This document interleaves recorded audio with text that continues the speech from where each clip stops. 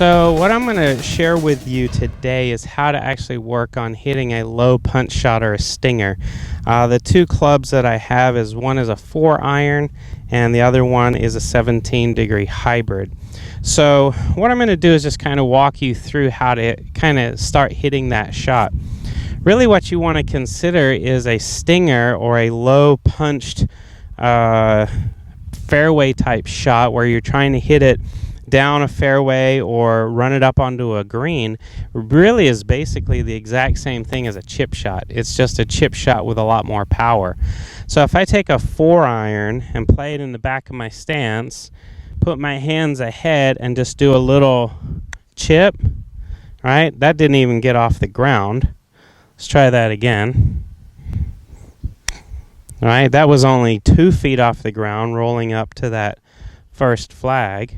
But really, any type of a stinger type shot really is just a chip shot technique with full power. So what I'm going to do is demonstrate how to do that. First thing you want to do is make sure that when you set up, you've got a little bit of a closed club face. So what I do with that is I just take my grip and I roll that toe of the club inward. When I roll that toe of the club inward, that's essentially closing the face. The next thing you're going to want to do is make sure that that ball position is played back off your right foot. If it's back off your right foot, then you're de-lofting the club. So I have a 4-iron here with a closed club face, and now that face almost looks like it's at 0 degrees. It's probably at about 3 or 4 degrees. Okay, so now from this stance, if I was just to do a little chip like a 7-iron, this is kind of how I would do it, right? Well, if I take my stance out and I turn it into a full swing stance, now it's more like a stinger type shot. It's going to be an abbreviated follow through just like you would your little chip shot. So that's what I'm going to demonstrate for you. We'll take a few swings here right at this flag. The flag itself is only maybe 40 yards away. So those little chip shots that I did, that's what that would have shown you.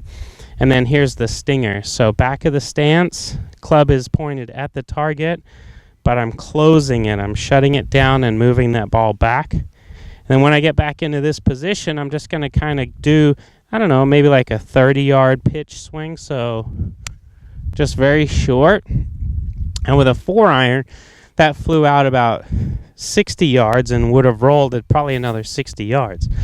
If I put a full swing on that, this is what that shot looks like. Same thing, closed face, back of the stance, and take a bigger swing. There you can see it kind of took off right over the top of that flag and drew to the left, right? So there really isn't any difference between doing that with a 4-iron and doing it with a hybrid. So I'll show you exactly how to do that. Some people that you hit that shot a lot, they're going to purposely carry a long iron, 3, 4-iron. You know, Tiger Woods, when he made it famous, was really doing everything with a 2-iron. So, and I believe Jason Day right now has a 1-iron or a driving iron. So what I've got is a 17-degree hybrid, which is more or less a 1-iron. And what I'm going to do is do the exact same thing. Play it in the back of my stance, close the club face, and then I'm really going to do more of a chipping type swing, right, with a lot more power on it. So now that took off, might have flown, I don't know, almost 200 yards, and then it would have continued to roll out because that trajectory was very flat. So to summarize that, it's very simple. Consider a stinger or a punch shot just like you would a chip shot. The only difference is instead of putting your feet together and making this very tiny motion, you're going to take a full swing stance and a bigger swing. I would recommend probably sticking to more of a 3/4 length swing, because when you get into full length, what will happen is that muscle firing pattern that you've created for full swings will kick in, and that'll actually cause you to make probably a swing a little bit more out here in front that you're normally used to. So that's how you hit the stinger or that punch shot.